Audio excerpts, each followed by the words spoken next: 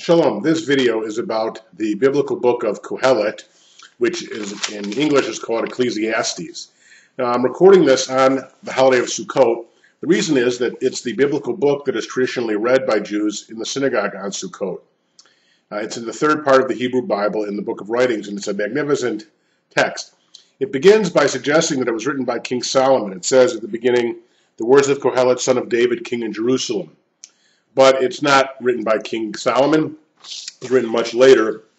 Many believe it was around 250 BCE. Some people go as early as the Persian period, the century before.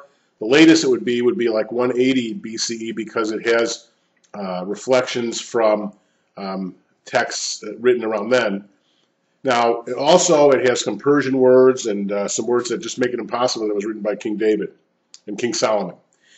But it's written in the guise of being autobiographical. And it's basically the story of a man who says, vanity, vanity, all is vanity, nothing new under the sun, comes from this text, those phrases. So what does it mean? And how did it get in the Bible? And why is it read on Sukkot? Well, many people believe it's read on Sukkot because it's a fairly sober look at life. The man says that he's a middle-aged man and he's had everything, money and power and glory, and nothing is satisfying and nothing is fulfilling. Now, my wife, Rabbi Gail Ginsberg, has an article published on this when actually she was a Protestant minister before she became Jewish and before a rabbi. And her article talks about how the way in which you enjoy life is by not focusing on this world as the ultimate, but as the penultimate. In fact, one rabbi had a similar thought when he said, since nothing's new under the sun, the point of the book is to tell you to focus what's above the sun, i.e. God. Now, the traditional spelling of God, Yud-He, Vav-He, is not in this text. It's Ha-Elohim, the God.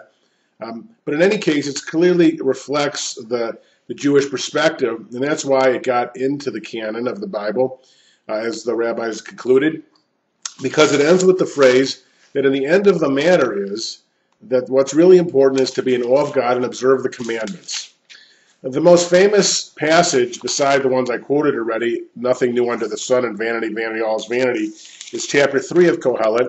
It was turned into a popular folk song, Turning. You may know the song. I'll just read a little bit of chapter 3, and it's really a beautiful, life-balancing passage.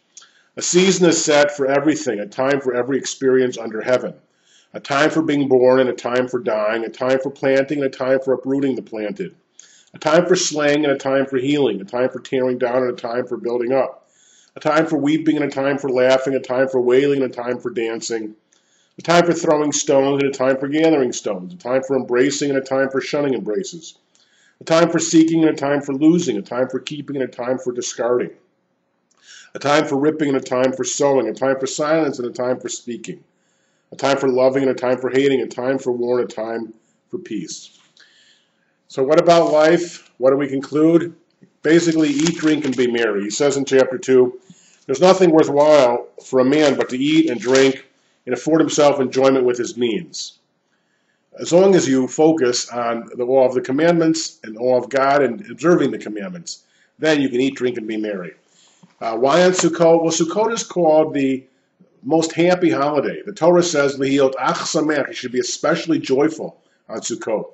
And in Talmudic times, 2,000 years ago, there was this festival called the Simchat Beit HaShoeva, the water drawing festival, where evidently Jews got very overly excited and wild.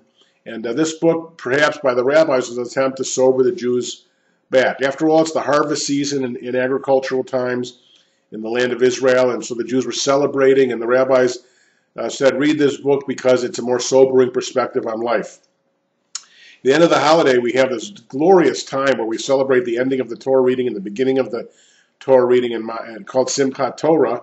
And people would party and would have dancing with the Torahs and acting wild and a lot of fun. There's a story told, I think, about Queen Victoria, that she once saw a group of Jews celebrating Simchat Torah in their wildness and said, oh, it's so nice the Jews have a holiday for mentally ill people. Well, actually, it's for all of us to enjoy the end of the Torah. But at the same time, we read Koheleth as a sobering message about how, in the end of the matter, the ultimate thing that counts is God, that we should be in awe of God, observe the commandments, and in this world, eat, drink, and be merry, enjoy our lives within the commandment structure, and to remember that we have to have balance in life. There's a season for everything under the sun. Shalom.